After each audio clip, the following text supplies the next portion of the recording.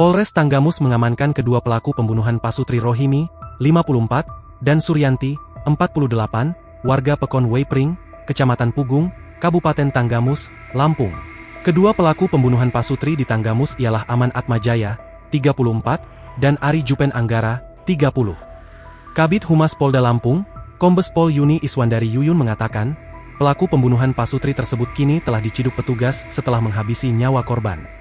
Kedua pelaku langsung diamankan polisi setelah melakukan aksinya menghabisi nyawa korban, kata Kabid Humas Polda Lampung, Kombes Pol Yuni Iswandari Yuyun, Minggu, 14 Desember 2025.